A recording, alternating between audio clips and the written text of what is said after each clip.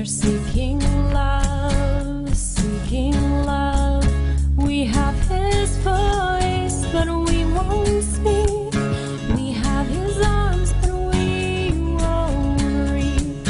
It doesn't matter what we know if we don't walk where he says go.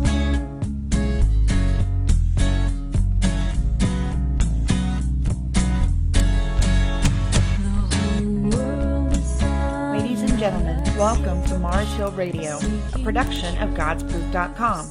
And now, here's your host, Jeff Sievertson. All right, good evening, and welcome to the Mars Hill Radio program. I'm your host, Jeff Sievertson, also for Mars Hill Moments.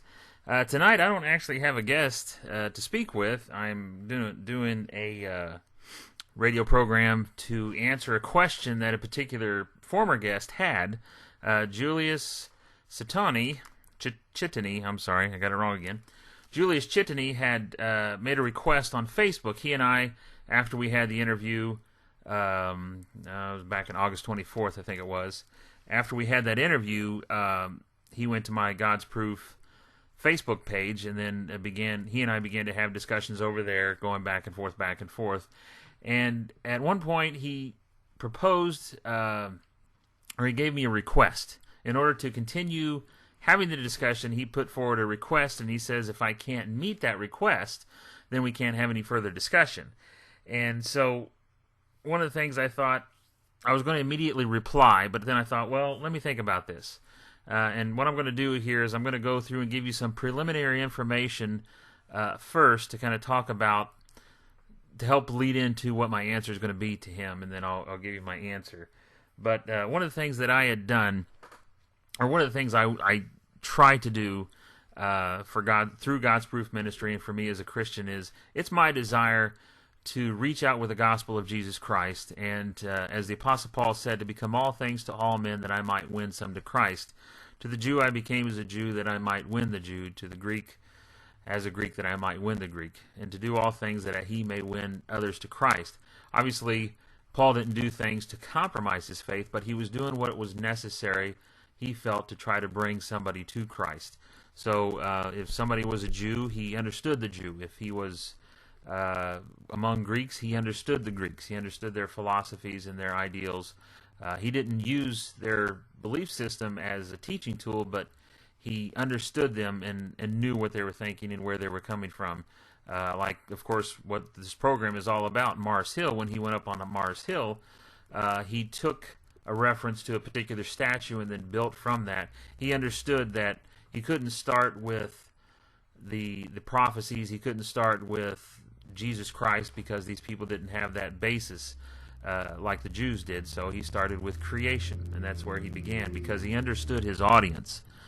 But one of the things that I did is they continually kept, I say they, I'm talking about Julius, Beth, and the others that were following the post on Facebook. They kept asking me to pick up a book from Jerry Coyne called Why Evolution is True. And I tried to let them know, look, I've read plenty of evolutionist material. I understand the debate. I understand the tenets of evolutionism. And I didn't see the point in having to pick up the book. But they continually were probing me and poking at me, telling me that I really don't know evolution by the things I was saying, that I didn't know it and I didn't understand it, so I should pick up the book so that I could better understand it. So in a sense, as an olive branch, I guess, extending an olive branch, I went ahead and bought the book. I got the Kindle version, put it on my PC, took a couple of snapshots on the screen to let them know that here it is, I purchased it, and I'm going to go through it. And I have the intention of going through it. And of course, Beth liked it, Julius liked it, and he was happy. But he put some conditions on. Now that I'm reading the book, and now that we're continuing this discussion, he put some conditions on how we can proceed forward with it. But before I get into that, I am going to show you what he wrote to me, and then I'll give you my answer. But I wanted to go through a couple things first to kind of lay the groundwork, so to speak. Of course, the title, it says there, Expelled, No Bible Allowed, and you'll understand that in a second. I thought of the title because I was thinking of the movie Expelled, No Intelligence Allowed that Ben Stein had put out, a documentary back in 2008. Of course, it documents, how mainstream science suppresses academics who believe they see evidence of intelligent design in nature and or criticize evidence supporting Darwinian evolution. And if you haven't seen the film, it's a great film. Of course, atheists, agnostics, evolutionists, secularists, they despise the movie. They think it's a sham. But pretty much everybody else that I've talked to, whether they're Christian or non-Christian, they like the movie. They like the message that was in it. And I want to kind of briefly go through some of the things they talked about in the film because it relates to this request that Julius has made towards me. It says here, this is an article that was taken from Answers in Genesis. It's kind of a review of the movie. It says, as a demonstration of how the evolution police can mete out injustice, the film's first persecutee is an evolutionist himself, Richard Sternberg. He does not doubt evolution. And I want to pause here for a second. Many of the quotes that I have given to Beth and Julius and the other atheists that are looking there is because they don't accept anything that comes from a creationist. It doesn't even matter if they have a PhD, if they're peer-reviewed, they just won't accept it. So here we have, in the film, we have a man who is an evolutionist, believes in evolution. His name is Richard Sternberg. He says he does not doubt evolution, yet Sternberg's very act of allowing a peer-reviewed research paper that presented evidence for intelligent design to be published in a science journal, Proceedings, which is called Proceedings of the Biological Society of Washington, led to his forced resignation and a career ruined. Another point I want to interject here is that oftentimes I'll bring up evidence that I believe is supporting creation that came from a creationist. I have in the past, I've presented photographic evidence, CT scans of rock layers that show dinosaurs and human footprints together. And of course, inevitably, one of the first things that comes up is, well, was it peer-reviewed? Well, if it's peer-reviewed by a Christian Scientist journal, that's not accepted. So it has to be a peer-reviewed journal that's basically evolutionary. Where here you have a person who is an evolutionist. In the next slide, I think it tells he has 2 PhDs. He allowed an article to go in to a publication that was giving evidence for intelligent design, and it ended up causing him to be forced to resign from the Smithsonian Institute, and it basically ruined his career. So this whole farce of saying, well, is your stuff peer-reviewed? Inevitably, it's going to be no, so they just immediately, well, we can't account for it. Because what happens is, and this is what's known as a chilling effect, is anybody who ever gets an article into one of these scientific journals that supports intelligent design or creationism, this is what happens to them. And so what's the inevitable message that everybody else sees is when somebody like this gets fired, and he's not the only one. We're going to go through another example, and then there's a book I'm going to recommend that you take a look at. Inevitably, what happens is people who see this, they don't want to ruin their career. They don't want to lose their job. They don't want to lose their grants. They don't want to lose their funding.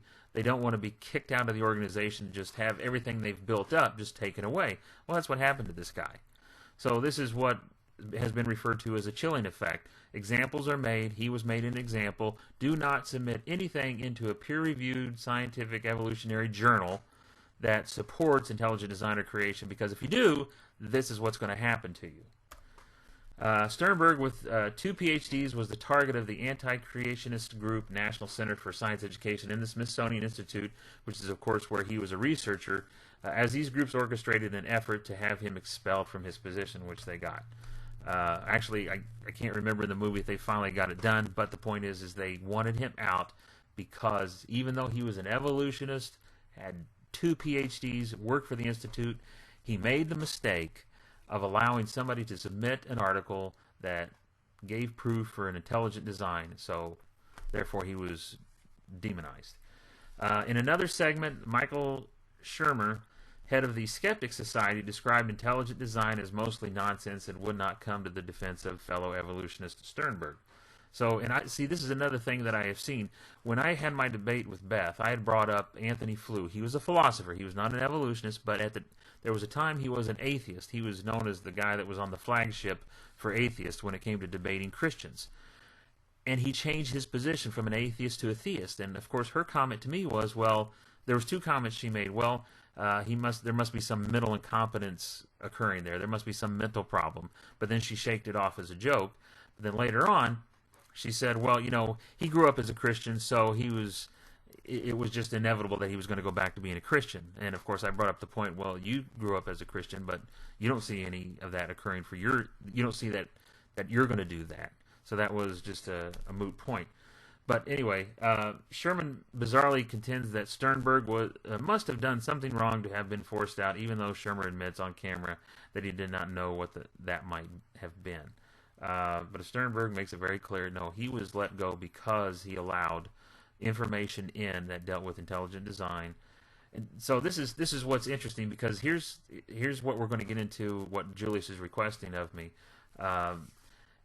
Basically, what happened to this person is something that Julius doesn't allow me to do.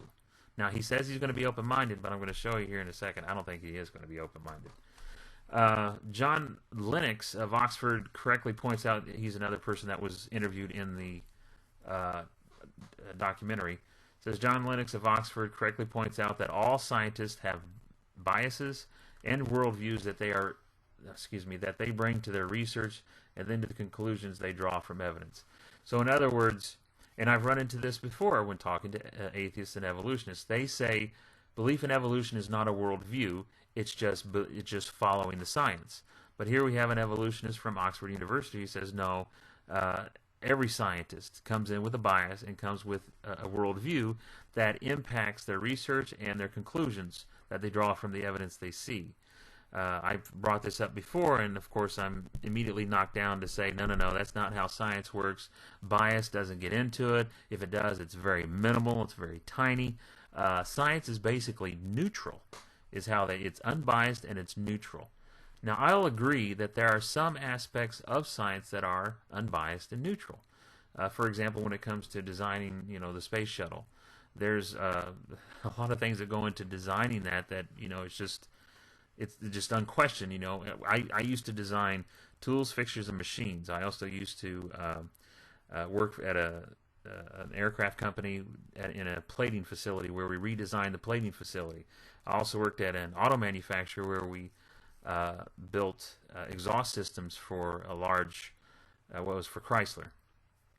And so I understand there are principles, engineering principles, scientific principles that are basically neutral. You know that if you're going to bend a particular pipe around into a certain number of bend, you know that the machine has to put so much pressure onto that pipe in order to bend it. That's unquestionable. So in a sense, that's neutral. Same thing when even observing natural selection. You can see that at the biological level there are changes taking place. You can say that some of those are neutral, but when they jump to the conclusion and say, here we see these micro changes within a species, therefore evolution going from one species to another is true. Well, no, you just jumped from something that was observable, testable, and repeatable into something that was not.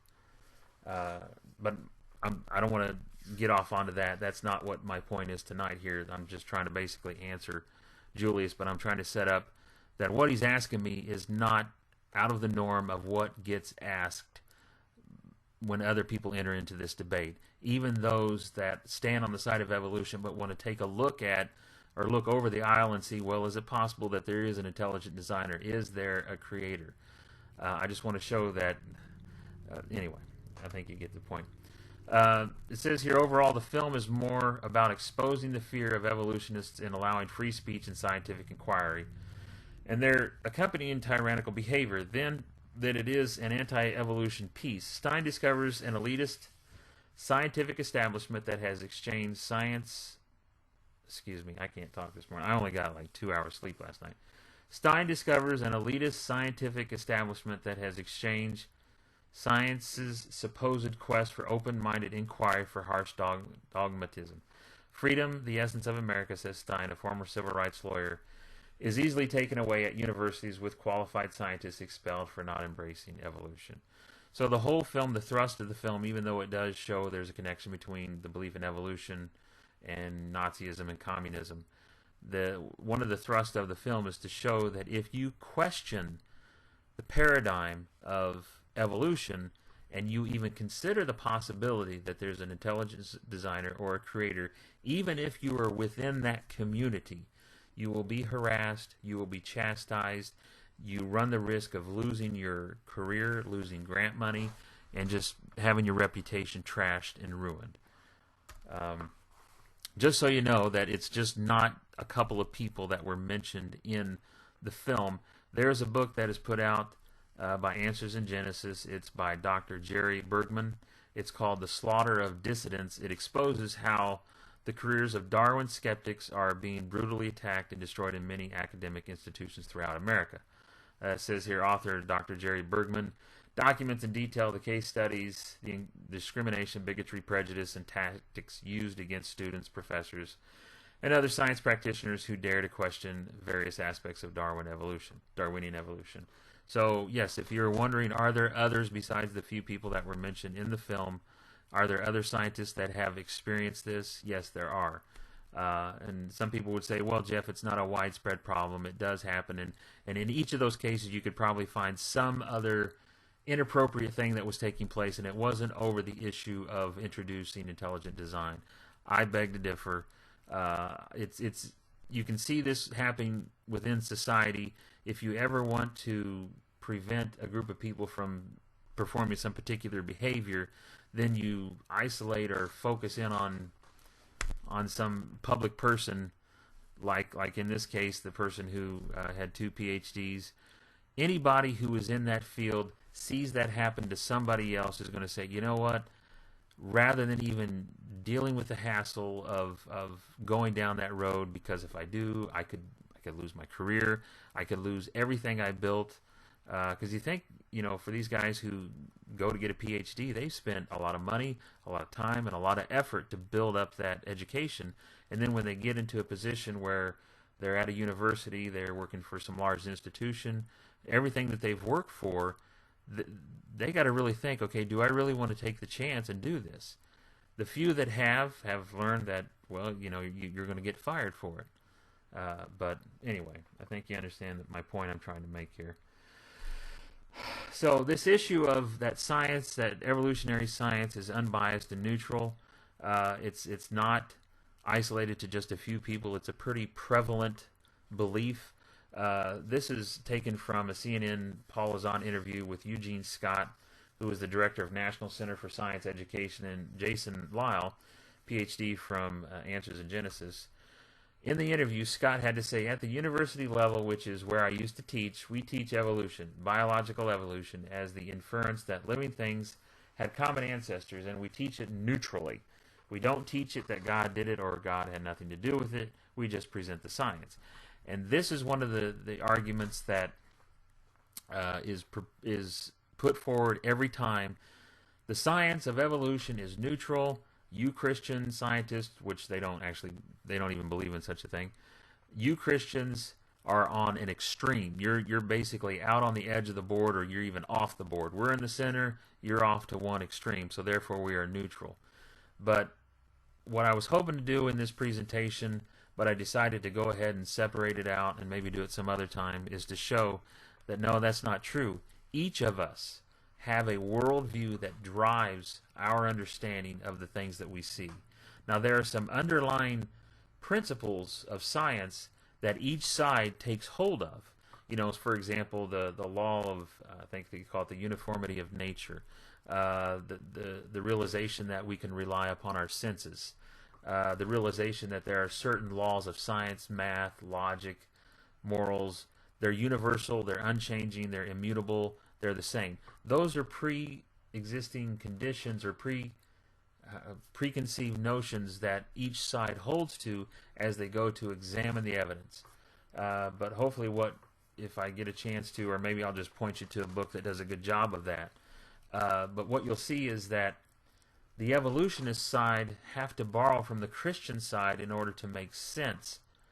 And I know I'm not going to do a good job, and I'll admit I'm still tired. I haven't been able to sleep the past couple of days, dealing with some insomnia. I go through bouts of insomnia every once in a while. My dad has the problem. My mom has the problem. So I got a double dose of it. I don't know. I'm telling you that. It's just thought I didn't mention it. But anyway, I was going to mention it here in this diatribe, but I decided to pull that out. I'll do it some other time. Or actually, what I can do is there's a book that's by Jason Lyle from Answers in Genesis. It's called The Ultimate Proof, and it talks about this issue. It talks about what are some of the fundamental principles that each side goes in as they examine the evidence that come out of science, and then the preconceived notions or the worldview that each side has. And the question is, okay, which worldview fits better with those, the unchanging laws of science and mathematics and logic and that sort of thing. If you get on my Facebook page, Beth Perkheiser did post an article. I think it's still up there. She posted an article that said, "Do we have free will?" And of course, her notion is no, we don't have free will. Now, if you understand the evolutionary point of view, where it's just a mindless process, there's no creator that put anything together. The person doesn't have neither soul nor spirit, they're just matter. You're basically just a mix of chemicals and chemical reactions that are taking place in the brain. So you may think you have free will, but it's an illusion. But the irony of that is, when we were having our conversation back and forth, well, if you don't have free will, then the idea of right and wrong kind of just goes right out the door. Now, Julie has tried to explain that, no, we have absolute morals, but in reality, if you look at the definition of absolute, what he described was relative. It wasn't absolute. But anyway, I'm sorry, I'm getting off track here. But again, this is a common belief that evolutionary science is neutral. Again, there are aspects of science that are neutral, but evolutionary science is not neutral. There are parts of it that are neutral, which I would refer to as being the discussion of natural selection and speciation, because those are aspects that creationists accept. We believe that there is a variation within a species. We believe that God designed a species to have adaptability. For me as an engineer, now I'm a computer specialist, a system analyst. Whenever I write code for a particular, Whenever I write a script to do a particular function, I give it adaptability. If it does some system checks and under these conditions it will react a certain way. Well, the creationist position is that God did design the genes to be able to adapt under certain conditions because, of course, he knows the end from the beginning, and he knew that things would change. But the variation stays within the kind. It doesn't jump from one kind to another or one species to another. Or let me say from one kind to another. It doesn't jump from a dog to a cat to a turtle. Okay? So anyway, so there is no such thing as an unbiased neutral observer. Scientists are never neutral in their assessments. It is always filtered through their preconceived notions and worldview. And again, John Lennox of Oxford correctly points out in the movie Expelled, No Intelligence Allowed, that all scientists have biases and worldviews that they bring to their research, and then the conclusions they draw from the evidence. So if you hear them telling you, we're not biased, we are neutral, we're not filtering this through some particular view like you Christians do, they actually are. And hopefully, pick up that book, The Ultimate Proof by Jason Lyle, and you'll see and understand, because he gives some really good examples of how this happens. And also check out creationtoday.org with Eric Hovind. He also gives some great examples of that on their video section, and he's going to be putting out some additional material to help understand this, because the issue over this debate is not really over the evidence, because we're both looking at the same Grand Canyon, we're both looking at the same volcano, we're both looking at the same moon, stars, DNA, we're both looking at the same thing. But as we each look at it, we are, with our worldview, we're saying, well, with the DNA, it's only there to maintain a species. And you can, of course, do some tests, and there are evolutionary scientists that I have quoted in the past in my debate with Beth and some others, where I've shown that even evolutionary scientists realize that the DNA molecule only maintains a species. Even, like I said, Francis Crick, who was the co-discoverer of the DNA, Watson and Crick, Crick said, look, there's enough evidence to bear witness to the fact that evolution didn't start here, so we think it probably started somewhere else. That's why I believe in directed panspermia, which is the idea that aliens dropped us here, whether in a spaceship or maybe a rock hit us and got knocked off one planet with some biological material and then knocked down here.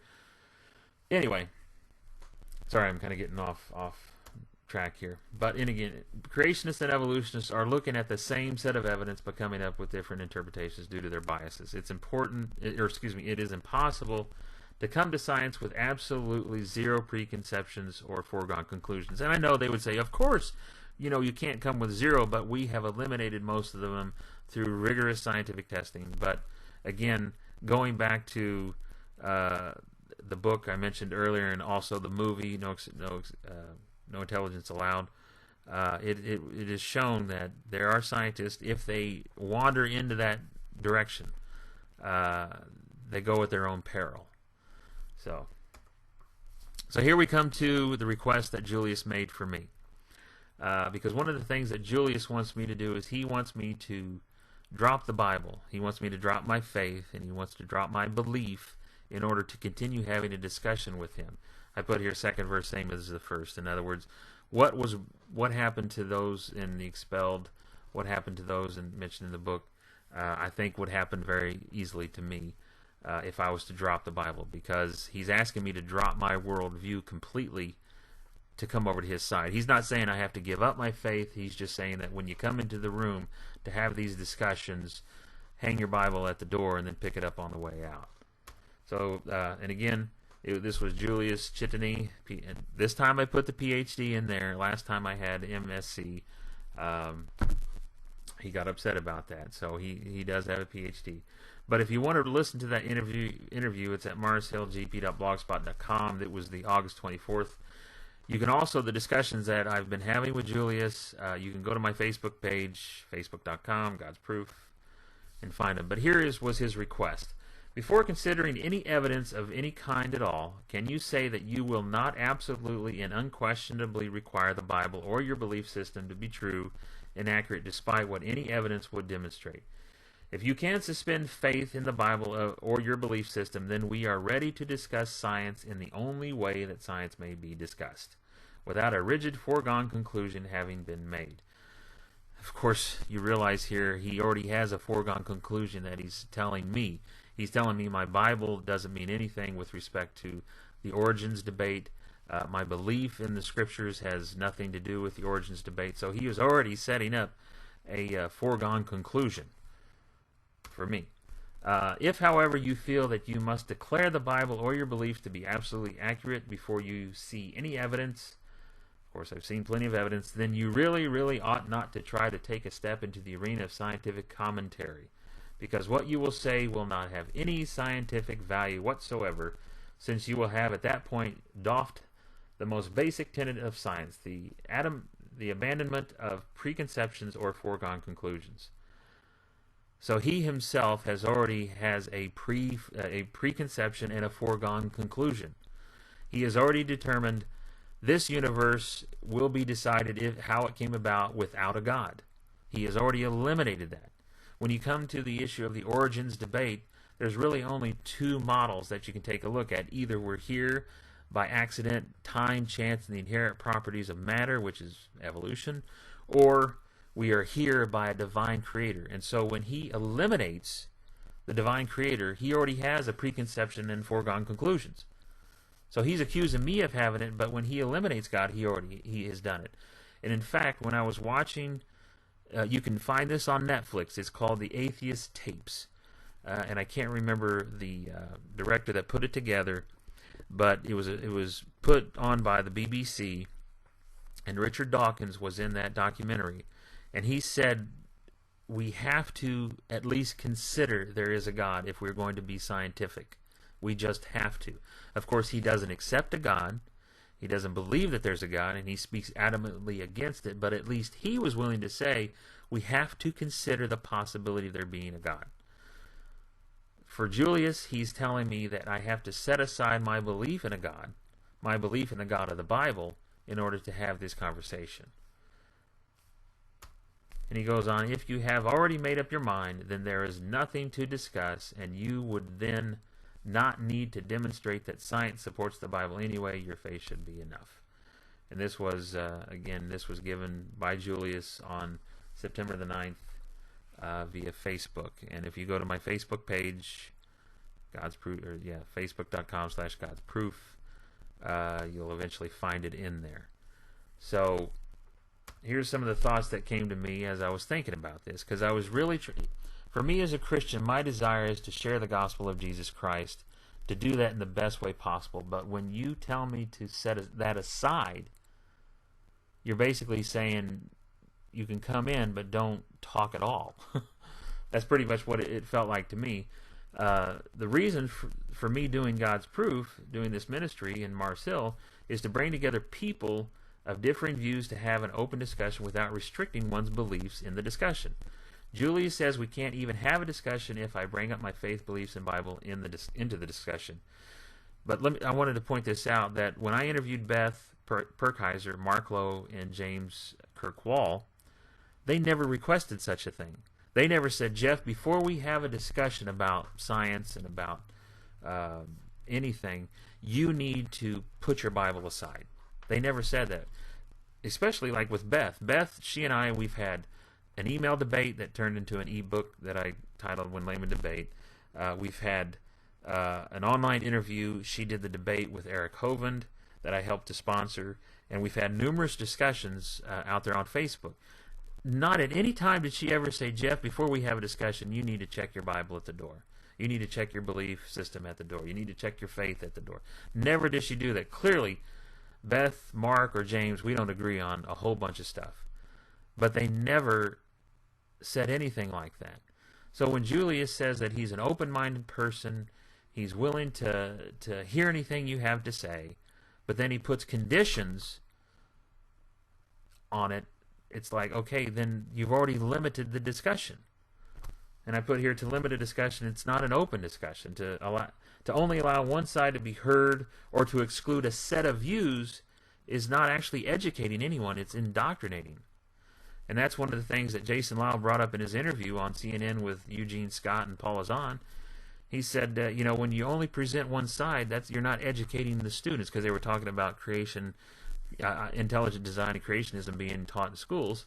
Jason said, look, you should teach both. Teach evolution and teach creation, but you should also teach the problems of both of the models. But Eugene Scott said, no, all they're trying to do is use political power to get it in. But the irony is that they use political funding to fund getting sorry, I'm losing my train of thought. Evolutionists have to use public money, taxpayer money, in order to continue their education of educating the society in the public schools and and so forth. Of course, we as Christians, we have to pay double. We have to pay our taxes, that the tax dollars then go to get used in the public schools to teach evolution, and then we use our personal dollars to also pay for material from like Answers in Genesis, Creation Research Society, Institute of Creation Research, to help educate ourselves and our children. So you guys pay once, we pay twice. So anyway, but my whole point here is that he's limiting the discussion. He's saying that, yeah, I'll talk to you about evolution, and yeah, you can argue for a God, but you can't bring the Bible into it. You can't bring your beliefs into it. You can't bring your faith into it, which I think is just ludicrous. So the reason for God's Proof, my main focus is not to dispel the myth of evolutionism, even though I spend time doing that. My main focus is not to argue that this world was created by a divine creator, even though I spend time doing that. My main focus is not to argue that the God of the Bible is the creator of the heavens and the earth, which I do quite a bit. But my main focus is to share the gospel of Jesus Christ with a skeptical world through an apologetics ministry. That is the focus of this ministry, is to share my faith in Jesus Christ, and that I believe that Jesus Christ is the one who died on the cross. He's the creator of heaven and earth. That's the whole focus of this ministry. So if you're telling me to check all that at the door, then we really don't have anything left to talk about. Therefore, for me to set aside my faith in Jesus Christ, my belief that he created all things and he died on the cross to save us from this corrupt and sinful world, and to put aside the Bible, which is the foundation for all truth, would be a foolish thing for me to do. If I did that, then I wouldn't have a reason to discuss any of this. Sorry, I'm kind of repeating this twice. I've ran through these slides a few times just to practice, and apparently I'm repeating myself. But I think you get the point. The whole point of God's Proof, Mars Hill, the Facebook, the discussions, and I've made this very clear on my Mars Hill radio program, even in the first session that I did. I was explaining, here's the point. We're going to have people come together that have different viewpoints and have a discussion, an open discussion where each person can express themselves and not be hindered. One of the things that Beth had actually sent me a private message saying, you know, I appreciate that you don't edit the interviews, you don't cut them short, you don't skew it one way or the other, you just leave it as it is. And that's what I do, because I think, you know, people need to have the opportunity to hear both sides completely. So if Julius is going to ask me, Jeff, you're going to have to park that outside, I just can't do that. So of course here I say the Bible will not be expelled. I'm not going to get rid of it in order to have a discussion. And of course I'm going to have to say that Julius can't be allowed on the God's Proof page anymore. He has made the decision that if I'm going to talk about the Bible, he's not going to discuss it anymore with me. So I will continue to talk about the Bible on my page. I'm not jumping over to his page. I'm not jumping over to the atheist page to go talk about the Bible. I'm talking about the Word of God that bears witness that he created the heavens and the earth, that Jesus Christ is our Lord and Savior. I'm talking about that on my webpage. So if you don't want to talk to me about it, I'm going to have to ban you from the website, from my page. Okay? That's all I have to say. And of course, it's not an official show. This is me just blathering over this issue. It's kind of disconcerting to me that somebody would make such a request, but knowing how evolutionists work in the academic field and having seen it secondhand and now firsthand, I can understand why he's saying that, because he just doesn't want to hear it. He believes that creation science is a non sequitur. It's false, and he doesn't want to have anything to do with it. So if he doesn't want to talk to me, I'm not going to talk to him. I did a show where I was talking about how long should you talk to a person to share the gospel of Jesus Christ. The scriptures make it clear that if somebody's not going to receive it, then you just move on. You don't bug them. So I'm not going to bug Julius. Beth, she still wants to keep talking. That's fine. If anybody else wants to jump on the Facebook page or the blog and keep talking, that's fine. But if you're going to set conditions on how we can have a discussion, and if you're going to say I can't bring certain things to the table, then we're done. Then there's not going to be any more discussion. Okay? So thanks for listening in. Again, as always, if you want to be a part of the show, go sign up at the blog, marshillgp.blogspot.com, or send me an email at marshill@godsproof.com. Thanks, guys. See you later.